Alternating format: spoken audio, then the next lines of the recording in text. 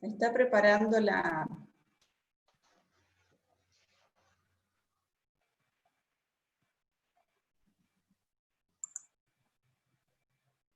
Bueno, buenas tardes a todos, ¿cómo están? Gracias por estar acá, gracias Marcel también. Esta es la segunda charla que hacemos desde la comunidad de docentes de matemática, que es un grupo en Facebook que creamos hace un poquito más de un año y que ya tiene más de 1000 miembros, ¿sí? En esta segunda charla nos acompaña el doctor Marcel Pochulu, que cuando le dijimos para hacer esta charla, si quería, si podía, le gustó la propuesta y enseguida, generosamente nos dijo que sí. En esta segunda charla, al igual que pasó en la primera, la propuesta nuestra es hacer algo diferente a lo que por ahí uno está acostumbrado en las charlas, seminarios web, que el expositor presenta el tema y después vienen las preguntas de los participantes. En este caso, al igual que en la charla de la doctora Mabel Rodríguez, lo que quisimos es que los docentes ¿sí? fuesen protagonistas desde el inicio de la charla.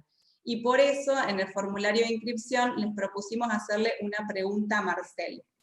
Bueno, las preguntas fueron muchas, ¿sí? Los inscriptos son muchos, de diferentes provincias del país y también de otros países, con lo cual el tiempo que tenemos para esta charla, sí que está limitado por la plataforma. Bueno, no sé si Marcel vas a poder contestar a todo o a la mayoría, ojalá así sea, ¿sí? Vale. Pero bueno, confiamos en que si eso no puede ser, igualmente yo creo que se van a ir todos con nuevas ideas, ¿sí? Y por ahí nuevas preguntas para seguir repensando nuestras prácticas. Así que bueno, mil gracias Marcel por acompañarnos. Te doy el paso, Mariana, si querés seguir vos.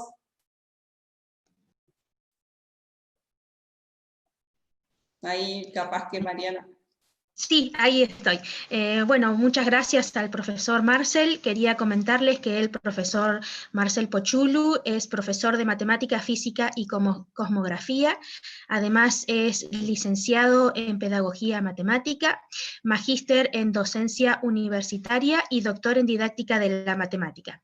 Cuenta además con estancias postdoctorales en didáctica de la matemática en la Universidad de Granada y en la Universidad de Barcelona, en España, y una estancia académica en el Centro de Investigación y de Estudios Avanzados del Instituto Politécnico Nacional, CIMPESTAB, de la Ciudad de México. Además, es profesor titular regular de la Universidad Nacional de Villa María, en Córdoba, en el profesorado de matemática y en la licenciatura en Ciencias de la Educación. Es profesor también de la Universidad Tecnológica Nacional en la Facultad Regional de Villa María, en la licenciatura en Administración Rural, y también es profesor de posgrado en la Universidad de General Sarmiento y la Universidad Nacional de Catamarca. Hago también el agradecimiento al profesor Marcel Pochulu por aceptar la invitación y bueno, le cedo la palabra. Muchas gracias, profesor. No, muchas gracias a ustedes, muchas gracias Lorena, Mariana. Bueno, vamos a jugarnos ahí en el tiempo y hasta donde lleguemos, porque la idea es, bueno, compartir en este espacio. No quería que me quedaran así nadie fuera, digo, o sea, no, que quedaran las preguntas. Voy a intentar ahí avanzar en términos de las preguntas. Sí, le puse así un término general a esta charla, es decir, enseñar y aprender matemática en condiciones de excepcionalidad. Y el recorrido propuesto, hasta que se nos corte toda la conexión, tomamos el primer bloque que se proponía en el formulario, que propuso ahí Lorena, el docente, los alumnos y los objetivos matemáticos en cuarentena. El segundo bloque, tomo las preguntas de allí, ahí hubo menos preguntas, la tecnología en la enseñanza en cuarentena. El tercer bloque, ahí hubo bastantes, tantas como el primer bloque, enseñar y evaluar en cuarentena. Y el último, otras temáticas que hubo más o menos la misma cantidad que el primer bloque y el tercero. La idea es tratar de amalgamar todos estos bloques y armar una sola idea, piensen, y acá pongo una cuestión de precaución, lo difícil que es responder de este lado ante una sola pregunta. Cuando alguien hace una pregunta, porque uno dice, ¿y cómo respondo? Que a veces no le conozco el contexto, no sé si está en primaria, si está en secundaria, qué está ocurriendo. Esto es como ir a un médico y decir, me duele la cabeza, ¿qué puedo hacer? Y acá es difícil, así que tengan ahí paciencia, que a lo mejor puedo no haber interpretado la pregunta. Lo que sí voy a hacer es tomar cada una de las preguntas de ustedes, hago un paneo general de cada una de ellas, así las quiero mostrar, quiénes son los colegas que estuvieron preguntando. Luego hago toda una exposición tratando de amalgamar, me paso al segundo bloque, retomo las preguntas y hacemos ese esquema. Y sí les dejo así como tareas de cada uno de los bloques. Yo les dejo una pregunta para ustedes, como para seguir pensando y dialogando en algún momento, aunque acá no nos va a dar tiempo porque se nos va a cortar la conexión. En nuestro contexto, una pequeña aclaración, retomo la charla anterior de la doctora Mabel Rodríguez, y si no, muchas de las cosas van a tener los links, dónde ver, dónde ampliar lo que estoy comentando, para que si se les terminó la serie de Netflix esta noche y quieren ver algo, bueno, tienen más material. En este caso, si quieren ver un video de Mabel Rodríguez donde habla sobre estas consideraciones para la enseñanza de la matemática en la virtualidad, y allí Mabel hace esta distinción entre clase presencial, clase virtual y trabajar en la excepcionalidad. Yo no voy a entrar en ese detalle, eso lo cuenta Mabel en ese video, pero sí viene al caso para que tenga este contexto donde voy a estar respondiendo, esta idea de que no estamos enseñando en la virtualidad, sino en condiciones de excepcionalidad. Y eso es importante que lo tengamos presente, porque tómase un ejemplo básico. Cuando estamos en una clase presencial, en esta excepcionalidad, las queremos hacer, llevarla a la clase virtual.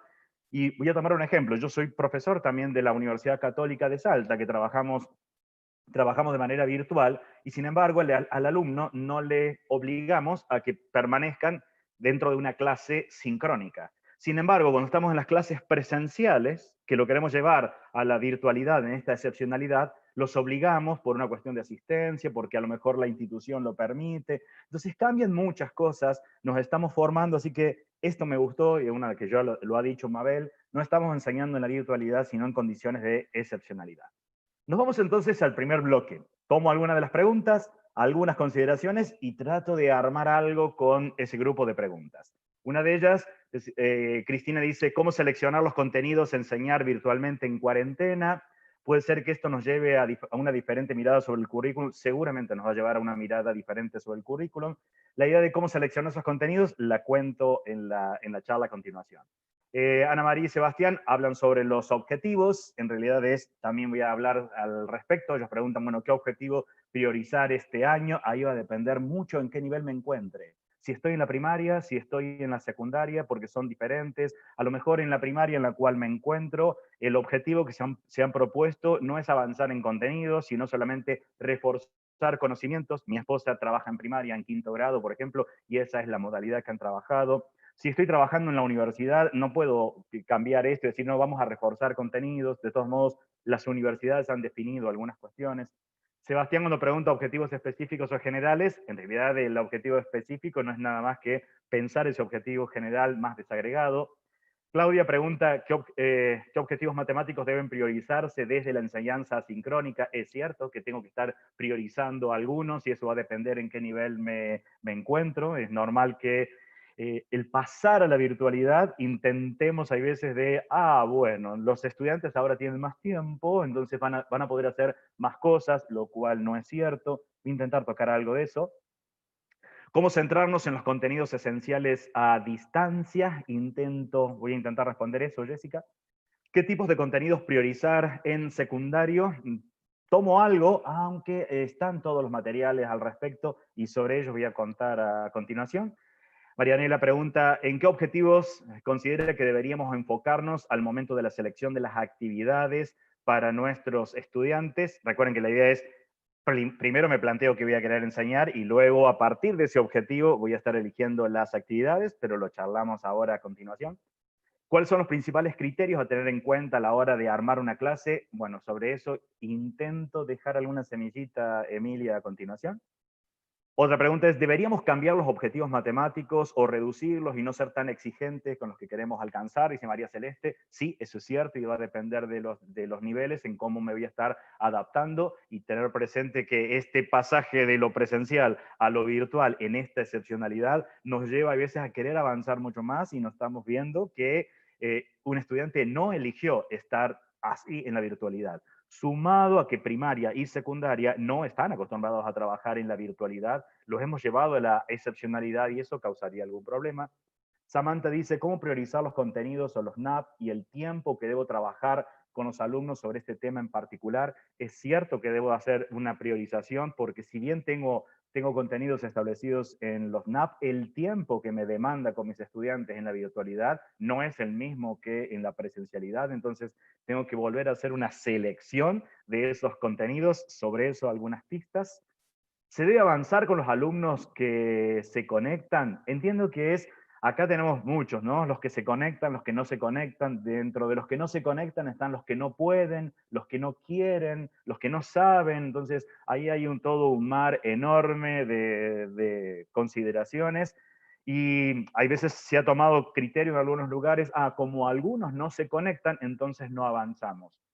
No sería mi idea, pero eso creo que se resuelve institucionalmente. Creo que si los estudiantes se conectan y hubo acuerdos institucionales en que se van a avanzar, después vemos con el que no pudo conectarse. No ocurriría así con la universidad, entonces ahí hay mucho para hablar. ¿Cómo trabajar en esta situación que se tiene en cuenta? Intento decir algunas cosas.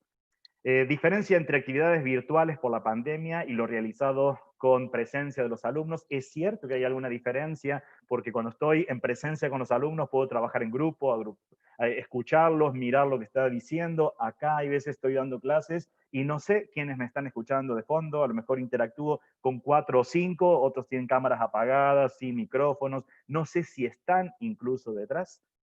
¿Cómo no perder la calidad de la enseñanza aún más de cómo veníamos en cuarentena? Creería que no deberíamos perderla, Soraya. Vemos algunos criterios. Acá María Teresita dice, ¿te parece un método apropiado de trabajo brindar a los estudiantes guías teórico-prácticas con ejemplos resueltos y complementar con explicaciones por video más soluciones para autocorrección? Voy a tomar esto. Ojo que ese es un posicionamiento particular de cómo concibo la enseñanza y el aprendizaje de la matemática y un modelo. Sobre eso me voy a meter. Aquí Florencia, básicamente les cuento lo que están mencionando, así, bueno, como los estudiantes trabajan con juegos virtuales, si los puedo incorporar en la clase. Sí, lo único que no pierdas de vista que lo que querés enseñar es algo matemático. Y entonces, si querés tomar el juego, pensá algo matemático de fondo y que no vaya a ser una realidad falseada o manipulada. Sobre eso te cuento a continuación. Y la última pregunta de este bloque que recabé del formulario, ¿qué características debe tener un problema y en generar una actividad de aprendizaje de las matemáticas en un ámbito de confinamiento como el actual? Sobre eso Carlos comentó. Me voy con algunas cuestiones de qué cosas me parecen esenciales cuando uno va a definir objetivos y contenidos, fundamentalmente en primaria y secundaria y también en el nivel superior. Yo como profesor debo preguntarme y tener respuestas. Todo el material, el enlace de esto, si uno quiere leer, lo tienen ahí debajo de la referencia, ¿no?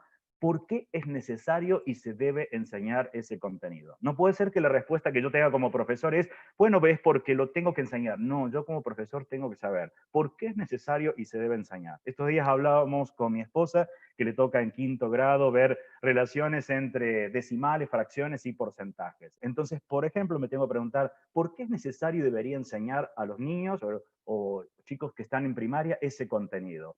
¿Qué tipos de problemas resuelve? No puede ser que yo no sepa de qué tipos de problemas resuelve. ¿Qué tipos de argumentaciones se utilizan a propósito del mismo? Porque el foco dentro de la enseñanza de la matemática es que el estudiante aprenda a argumentar. Como si fuese poco, es qué contextos dejan al descubierto los significados que se pretenden generar. O sea, general. No puedo quedarme solo en un contexto intramatemático. Tengo que ver los otros contextos. Esta idea de lo que los estudiantes se preguntan, ¿y esto para qué me sirve? Yo tengo que tener respuestas. Saber por qué es necesario y debo enseñar ese contenido, qué contextos le dan sentido o ayudan a comprender diferencias y similitudes entre los objetos y otros vinculados a él, en qué contexto histórico y cultural apareció ese conocimiento matemático y si sigue en vigencia ahora Y si no, tuve que hacer adaptaciones. Enseño en la universidad polinomio de Taylor. ¿En qué contexto histórico y cultural apareció el polinomio de Taylor, por ejemplo? ¿Es el mismo contexto histórico y cultural que aparece en este momento? Porque eso lo debo tener presente, si no, voy a reproducir cosas nada más. Y la última es cómo contribuyen a la construcción y organización del saber matemático. Todo esto tiene mucho que ver cómo son nuestras clases. Y acá tomo así un lineamiento general, me pueden haber escuchado en otros videos, esto me agrada porque esto es el que me pone en panorama de qué va a ocurrir al pasar a estas clases en la excepcionalidad. Podemos pensar así tres grandes bloques: las clases formalistas y estructuralistas. Imaginemos el clásico profe que empieza con toda la cuestión teórica de entrada y con teoremas, propiedades, definiciones. Me voy a otro, al mecanicista empirista, el profe que está enfocado en algoritmos y procedimientos y hacer ejercicios, resuelven 78 ejercicios de límite, 20 ejercicios de ecuaciones, regla de 3 simple, proporcionalidad, y son todos iguales. O veo el profesor que trabaja de manera contextualizada, realista, y la clase se encuentra en algún punto, ¿no?, de esto. Y como si fuese poco, al mismo tiempo podemos ver cómo esta aguja se va hacia el conductismo o hacia el constructivismo, porque puedo tener clases de cada uno de estos tipos.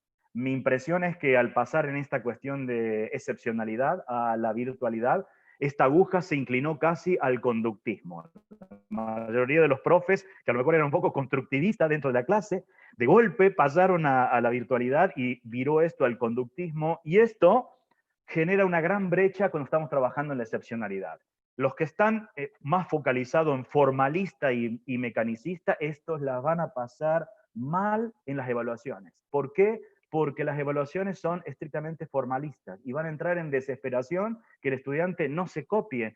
¿Cómo hago que, para colmo, tomo un celular y agarro un límite o un cálculo de una ecuación con alguna app, Photomat, por ejemplo, y me marca todos los pasos? Claro, si estoy en un formalista, estructuralista, mecanicista, empirista, eso lo encuentro en la red. Entonces entro en desesperación, ¿cómo controlo a mi estudiante? En cambio, el que está en un contextualizado realista, que a lo mejor trabaja con los estudiantes en grupos, bueno, a lo mejor se le vuelve incómodo decir, bueno, tengo herramientas para ver la cuestión de evaluación, se me hace difícil la clase, por ejemplo. ¿Por qué? Porque quiero una clase dinámica donde todos participen y eso me va a hacer ruido. Eso uno lo tiene que tener presente donde se ubica, ¿no? En ese qué enseñar y cómo, no me voy a meter acá, pero sí voy a dejar cosas para que sigan pensando. Esto hay mucho para pensarlo.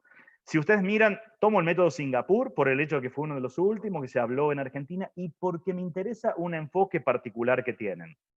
Miren que el método Singapur propone ir concreto, pictórico, abstracto. Y miren cómo enseñamos nuestras clases a veces. Empiezo con lo abstracto, uno dice, no es el modo en que uno debería estar enseñando. Debo trabajar desde lo concreto, irme a lo pictórico, a lo abstracto. No necesariamente eso es lineal, puedo irme y volver, pero no es solamente el único enfoque. Podría trabajar con teoría de situaciones. Hago un súper recorte, no voy a hablar sobre teoría de situaciones, pero sé que tengo que pensar en situaciones de acción, formulación, validación. Tengo que pensar qué características debe tener una actividad, una tarea que voy a colocar para que la encuadre en una situación de acción, que debe tener diferentes caminos de resolución, debo permitir cosas. Me da una pista de qué enseñar y cómo. O si me posiciono en la socioepistemología, por ejemplo, las fotos aparecen un representante de las líneas en algunos casos particulares. Acá pongo a Daniela Reyes porque estuvo en Argentina el año pasado. Y uno podría ver que si miran los materiales, se enfoca de un enfoque factual, procedimental, simbólico. Después en una etapa factual, procedimental, simbólica. De nuevo, otra vez, trabajo con algo que sea cercano a los estudiantes para recién después llegar a lo simbólico o lo abstracto como el método Singapur más adelante. O si me voy a enfoque ontológico semiótico, podría analizarla con diferentes facetas, ¿no? Epistémica, cognitiva, mediacional, interaccional, afectiva, ecológica, y me dice qué y cómo enseñar dentro de una clase. O si me voy a educación matemática crítica, Olivier Cosmos plantea diferentes escenarios y uno dice, si estás posicionado en el paradigma del ejercicio, podría ser de la matemática, el paradigma del ejercicio de ejercicios de la semi-realidad, el paradigma del ejercicio de la realidad, o estar en escenarios de investigación de la matemática, escenarios de investigación con la semi-realidad o de la realidad, me dice cómo trabajar en cada uno de ellos. Y como si fuese poco, esto continúa y aumentan la cantidad de cosas que tengo, ¿no? Como para mirar qué enseñar y cómo, porque se hizo mucho en didáctica de la matemática y ahí uno puede sacar pistas de todo esto. Piensen que, por ejemplo, en términos de las evaluaciones PISA, acá me gusta de las recomendaciones que aparecen en ese qué y cómo enseñar, ya acá en términos de competencias, me habla de utilice la matemática en situaciones contextualizadas reales y genuinas. Plantee situaciones problemáticas de alta demanda cognitiva. Incluye situaciones de evaluación auténtica. Ese material lo tienen en la red y uno puede ver cosas de allí que me da pista en ese qué y cómo enseñar. Un detalle que a mí me gusta, de acá, los problemas en la clase. Me gusta el texto de Claudia Alsina, que lo encuentran en la red. Miren el título que tiene. Si Enrique VIII tuvo 6 esposas, ¿cuántas tuvo Enrique IV? Y él habla sobre el realismo en educación matemática.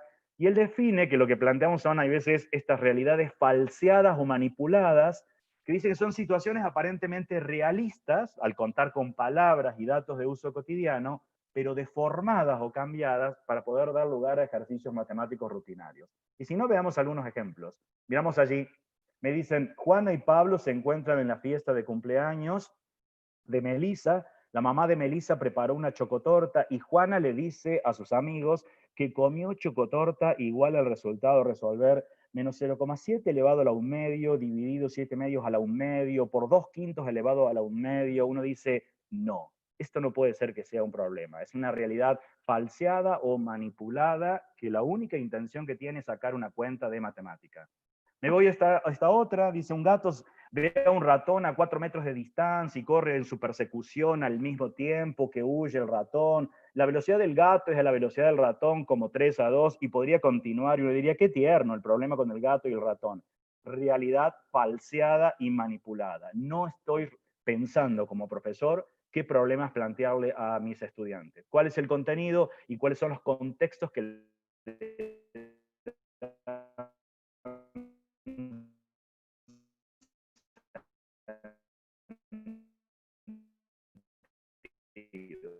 no tiene sentido que me ponga a calcular a qué distancia. Tenía que hacer una tapa para un hueco que era cuadrado y la tapa vino circular. Y me pregunta, ¿cuánto no cubre esa tapa? Uno dice, eso en la realidad no ocurre. Nadie se va a cuestionar cuánto no cubrió la tapa. Sencillamente es un problema que no podría estar dentro de nuestras clases. Tanto en primaria como secundaria, tienen todo el material para leer. Esto en Argentina, porque tenemos colegas que a lo mejor nos escuchan de otros lugares, pero en Colombia, en todos los países tenemos esto, es ¿qué matemática aprender hoy? Y viene en un detalle. ¿Cuáles son esas aplicaciones a la vida cotidiana? Comprender si es conveniente una oferta o promoción de venta de un producto, transitar barrios o ciudades desconocidas observando la orientación. O sea, tengo elementos. Tengo también, en el caso de Argentina y para muchos de los países que nosotros, o al menos de los que yo conozco, los indicadores de progresión de los aprendizajes prioritarios. Esto me ayuda para que no decida yo solo cuál es el contenido que debería estar trabajando, sino que se tomaron decisiones sobre qué contenidos son prioritarios. Esto no es como para leer, uno puede mirar acá, bueno, acá me voy a colocar en ciclo orientado y puedo ver, bueno, modelizar situaciones internas y externas de la matemática, pero así lo podría mirar. Entonces, esto es un elemento que uno debe recurrir a esos materiales como para decir que de todo lo que tengo que priorizar, bueno, qué cosa, porque muchas veces estamos en piloto automático tomando los contenidos que veníamos trabajando habitualmente. Algo que así me gusta de ese material, dice esta cuestión, la comento, no hace falta ahí leerlo porque el material está bien explicado. Esta noción que muchas veces creemos que a los estudiantes hay que hacer mayor cantidad de cuentas y practicar mayor cantidad de ejercicios. Está todo el fundamento de decir, eso no deberíamos estar trabajando. No es la idea de hacer cada vez mayor cantidad de ejercicios y rutinas. No es el modo en que se pretende hoy enseñar matemática. Sobre todos estos contenidos después quiero ya hacer una reflexión al respecto. Y plantea sobre qué dimensiones yo me debería tomar para hacer estas selecciones, tanto de objetivos como de contenidos. Posicionarme en 3 dimensiones. La perspectiva de la ciudadanía, tienen todo el material como para leerlo así al respecto. el impacto de las TIC, miren, en la forma de hacer matemática. No es las TIC por sí mismas, sino cómo impactan en la forma de hacer matemática. Y el valor de la matemática para modelizar, representar y comunicar situaciones de aprendizaje con contextos situacionales realistas. ¿Cuál es el gran problema? Enseñar de un modo distinto al que fuimos formados. Y como si fuese poco, dentro de una clase virtual. Entonces, cuando estamos trabajando en estas clases, acá se nos hacen problemas, sincrónicas o asincrónicas. Sincrónicas tendrían que ser cuando tengo que dialogar con los estudiantes, debatir algo. Si me voy a posicionar en una clase solo para exponer, como si fuese esta, que estamos acá, esto no debería ser de manera sincrónica, debería ser de manera asincrónica, porque la puedo escuchar en otro momento porque no tengo posibilidad de interactuar con quien está haciendo. Es un criterio como para tener presente. Esto lo retomo algo que ha dicho Mabel en su momento, que a mí me gusta, con respecto a la grabación, o sea, Mabel Rodríguez, con respecto a la grabación de clases. Hay que ser precavidos con esto. Si voy a grabar la clase, tengo que estar pensando lo anterior, ¿no? O sea, ¿en qué momento voy a pensar sincrónica o asincrónica? La clase no puede reducirse a tutoriales. Eso me da una postura particular, una matemática formalista, estructuralista, no debería pensarlo de esa manera. Las clases deben tener un hilo conductor. Debo estar pensando en qué cosas van a hacer los alumnos, qué cosas voy a hacer yo, cuánto me voy a conectar, en qué momento. O sea, debe tener ese libreto de fondo y no creer que porque estoy grabando una clase y se las muestro a mis estudiantes o la subí a YouTube, Vimeo o en algún otro lugar, significó que doy una buena clase. Estoy lejos de hacer esto. Y acá para este bloque les dejo una pregunta. ¿Cómo lograr que el profesor aprenda de manera continua y autónoma? Eso se lo pedimos a los estudiantes, que aprendan de manera continua y autónoma. Pero lo que me pregunto es, ¿cómo lograr que nosotros aprendamos de manera continua y autónoma y nos cuestionemos el conocimiento matemático y didáctico? ¿Por qué lo debo enseñar? ¿Cuándo? ¿En qué contexto? Así deberían. Porque hay un efecto que a mí me gusta, y esto se los cuento así brevemente, lo voy a contar muy suave, porque si lo leen en internet y buscan, está mucho más crudo de lo que yo voy a decir, que es el efecto Dunning-Kruger, que son dos psicólogos que publicaron allá por el año 1999 de la Universidad de Cornell de New York.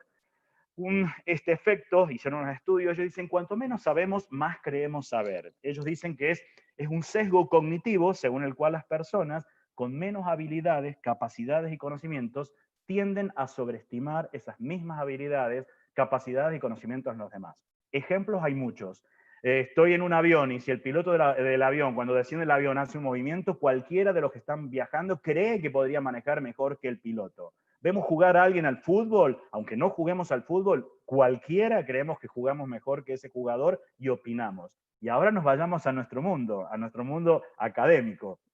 Imaginemos, a mí me gusta la explicación que ellos dan sobre la idea de la relación entre conocimientos que tenemos, y quiero acá poner conocimientos matemáticos y didácticos del profesor, contra la habilidad autopercibida de la persona. Ellos dicen que esa es una curva más o menos habitual. Podemos tener una persona que efectivamente reconoce, o sea, que sabe poco, pensemos ahora en, sabe poco de didáctica de la matemática y sabe poco del conocimiento de la virtualidad, pero es reflexivo sobre una habilidad, o sea, de lo que se percibe, se da cuenta que no sabe poco, entonces dice, no tengo ni idea cómo hacer, entonces recurre. Pero tenemos el otro, que con poco conocimiento se cree que lo sabe todo. Esto es habitual que nosotros tenemos en las instituciones. No me vengas a decir a mí que hace 30 años que vengo dando clases, cómo hacer las cosas. Yo te voy a enseñar cómo dar clases, y una vez que esa persona está enseñando, no vio nunca nada de didáctica de la matemática, no vio nada de educación a distancia, nada, y se considera que lo sabe todo. Esta es una de las explicaciones que da Dunning-Kruger. Y después si esa persona logra reflexionar, sacarla de esa montaña, empieza a pasar por diferentes estadios. Es el momento nos está quedando 10 minutos. Hasta ahí vamos a avanzar porque es lo que a mí me marca y se nos corta la conexión. Bueno, no es tan fácil como parece. Si podemos avanzar, sería el otro camino bueno, es muy difícil, pero miren, a medida que vamos avanzando, tenemos más conocimiento, me voy dando cuenta de la habilidad autopercibida de que no me lo sabía tanto. Podría pasar después en algún momento y decir, momento, esto empieza a tener sentido. O es complejo, pero se puede hacer algo. Ellos hablan de que quien se encuentra aquí es el monte de la ingenuidad, y el que está aquí es el valle de la desesperación. Y a veces nos encontramos en las instituciones justamente en ese momento. Alguien que está en el monte de la ingenuidad hablando con alguien que está en el valle de la desesperación, esta persona que tiene más conocimientos, pero este otro con pocos conocimientos didácticos y matemáticos, te está diciendo cómo hacer, yo sé cómo hacer las pruebas, no, así se debería enseñar, no debería enseñarse así, se debería exigir, y esto es bastante dificultoso, ¿no? Nos vamos al segundo bloque. Este tiene pocas preguntas, las TIC en la enseñanza. Ahí Anaí preguntaba qué herramientas son adecuadas para la transmisión de contenidos matemáticos mediante las clases virtuales, cómo aplicar y utilizar la tecnología para abordar los contenidos matemáticos en esta cuarentena, lo pregunta Natalia, de qué manera se puede generar un feedback en los alumnos que no pueden acceder a las clases en vivo, esto lo pregunta Fidela, cómo sacarle fruto en el área de matemática a la tecnología, lo pregunta Jessica, cómo debería ser la dinámica de una clase virtual de matemática. En este caso, Edward, él tiene todas las condiciones y él dice que puede con todos los alumnos y bueno, ahí va a estar centrado en qué tipo de actividad le vamos a colocar. O Ana que pregunta cómo adecuar los recursos a la enseñanza de la geometría. Recordad, en este caso hay que pensar que es la actividad la que me va a decir qué recurso estar usando, no enseñar el recurso por sí mismo. Entonces, recordemos que cuando estamos usando la idea de las TIC en la enseñanza, el foco es la resolución de problemas donde vamos a articular contenidos. La idea sería disminuir, ya les digo dónde sacan más material de esto, disminuir la cantidad de pasos y estas actividades meramente pautadas que las colocamos dentro de las clases y más con TIC, y aumentar el potencial matemático que tienen estas actividades enriqueciéndolas con el uso de tecnologías. Pero con dos criterios directores, yo voy a tomar dos, hay muchos más, ahí tienen la referencia donde leer más, ese texto está en la red, básicamente que el uso de los nuevos recursos sea necesario para resolver la tarea, la idea de imprescindibilidad de las TIC, y que lo solicitado sea algo disciplinar y no referido al uso de software, o sea, no perder de vista que estamos enseñando un objeto matemático. Miremos cosas, hay detalles al respecto. Podemos ver un libro de texto, por ejemplo, que habla de funciones racionales. Y en esas funciones racionales, un enfoque formalista, estructuralista, donde lo único que tengo que hacer es aprenderme reglas. ¿Hay formas alternativas? Sí, ese texto está en la red, por ejemplo. Esto lo tomé del capítulo 2 de ese texto de Rita Otero y sus colegas. Cómo operar con curvas cualesquiera si solo se conoce su representación gráfica y la unidad en los ejes. Miren cómo eso mismo se podría ver la división de funciones. Yo podría tener una gráfica de una f, pienso dos lineales, por ejemplo, y acá los recursos vienen a ayudarme a empezar a contrastar contra las hipótesis o cosas que nosotros tenemos. Puedo hacer una división de estas dos funciones y ahora empiezo a pensar, bien, si tengo una división, ¿qué ocurriría con la raíz de f? Bueno, es un elemento de la función h, los voy a marcar así como puntos, no me voy a meter en la cuestión matemática, se los dejo para pensar, pero ahora podríamos pensar, ¿qué pasa con g? ¿Qué pasarían con los conjuntos de positividad y negatividad de esa función? ¿Qué pasaría donde las dos funciones se intersecan? Bueno, eso vale 1, busco entonces el valor de 1, ese es un punto de la curva, pero la recta igual a 1 interseca la g en este otro punto. Pero entonces, si divido a f porque vale 1, entonces ese punto está dentro de la curva. Y así podríamos continuar. ¿Y qué pasa con menos 1? Y empiezo a pensar que tengo reflexiones. ¿Y qué pasaría si es en otro valor? Y puedo caer a teorema de tales. Eso lo van a encontrar en ese texto, por ejemplo. Y veo mucha matemática y puedo empezar a mirar y contrastar. Y las TIC me vienen bien aquí. O texto esto que es muy clásico en primaria. Sí. Uno dice, Sí, decime. paro. Dale. Porque nos vamos a quedar sin tiempo. La verdad que me encantaría seguir. Bueno, hay preguntas de por qué usamos esta plataforma. Es la que encontramos que nos resulta más estable, que esta es la realidad, pero si alguien nos quiere hacer otra sugerencia, ningún problema, ¿sí? O sea, lamentamos, no queremos tener este tiempo tan cortito, pero bueno, es lo que por ahora podemos hacer. Abiertos a sugerencias y nos encantaría seguir escuchándote ni hablar. Nos están preguntando por el material, si vos lo podés dejar, nosotros Sí. lo podemos publicar por el grupo de Sí. Facebook. Hacemos esto, tienen mi correo que me encuentran rápido en la red, es mi nombre y apellido, tanto por Hotmail, tanto por Gmail, y ahí todas las preguntas. Yo me comuniqué con algunas de las preguntas que yo no entendía, con algunos me contacté así con esto, porque no entendía cuál era el enfoque, pero encantadísimos de compartir con ellos y resolviendo todo el resto.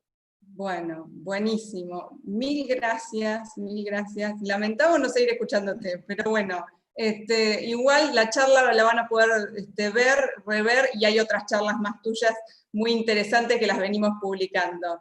Bueno, muchas gracias. No, Gracias. por favor. Gracias. Y nos estaremos viendo con todos en la próxima charla. Perfecto. Exacto. Muchas gracias, Marcel. No, gracias a ustedes. Gracias, Hasta luego. Marcelo. Saludos.